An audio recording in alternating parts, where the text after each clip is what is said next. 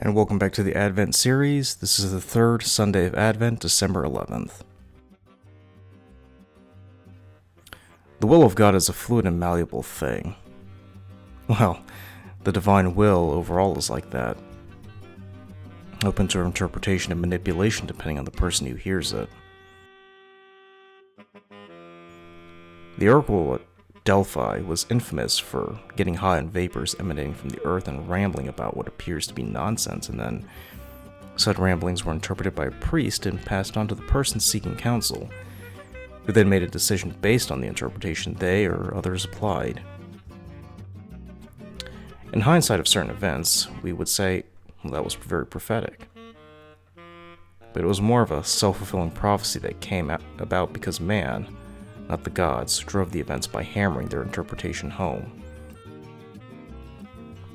Even in the Christian era, that attitude hasn't changed whatsoever. Even when the divine appears to be quite clear in their message, it's only obvious to the person who receives and then interprets the message. So one could easily interpret a godly message from on high to either mean go to the DRC and help with aiding refugees fleeing violence, or walk into a gay nightclub and murder everyone in sight. Personally, I feel that seeking out God's will is a time-consuming task that will lead to nowhere, assuming we apply our standards for what the will needs to be. God's message needs to fit our paradigm, not the other way around. If we go about it that way, we might as well go to a mountain and start chipping away with a spoon and hope in a million years it'll collapse.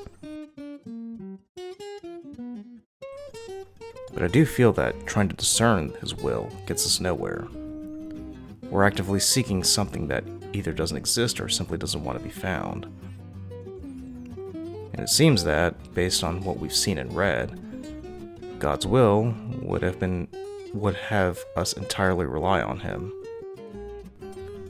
There's no ambition, no need for industry, no ingenuity, no desire to achieve something greater. Would seeking and following God's will have prevented us from landing on the moon?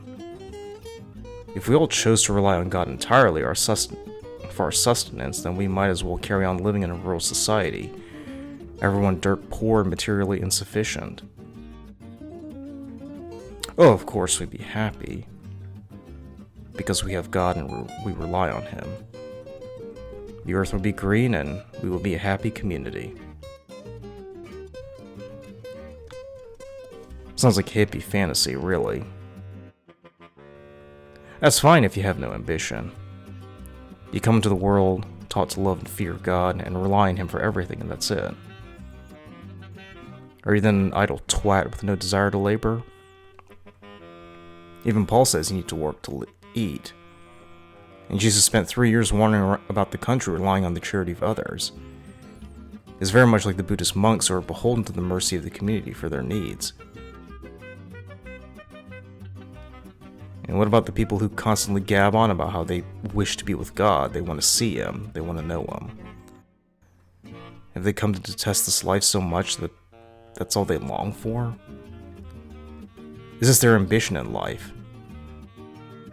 I'm sure God gave them talents for them to use to possibly better the world, but the people who waste away by the stained glass window praying day in and day out, longing for God, have very much abused themselves by not utilizing the tools God gave. If they're so eager to be with God, then wouldn't it be sensible to depart it as quickly as possible? Can they be deluded to consecrate their suicide to God, justifying it as a means to shed the barrier that prevents them from being with God? Or why not intentionally get on the bad side of a dictator, catch a deadly disease, or sabotage a vehicle and pray that you will soon see God? That sounds oddly like a heresy where the material world is bad and must be shunned in favor of the spiritual.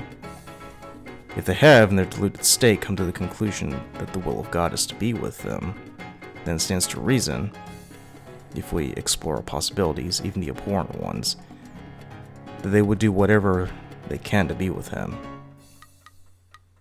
For what is the purpose of holding on to this life if it becomes an impediment to eternal bliss? Is the will of God that evident then? No. The will of God is something that we cannot know for certain because we are blind by the material senses. For some, they receive it as clearly as a conversation with a friend. The rest of the masses, however, must make do with interpretations of divine rambling, taking that we receive and interpreting it in a way that fits our lives because we are limited in what we know and experience. And in our limitations, we find the relevant and apply it because it fits into our understanding of the world around us. So, as much as we can say we've moved past from the pagan to the Christian, we're still relying on behavior patterns that a pious Greek at Delphi would recognize.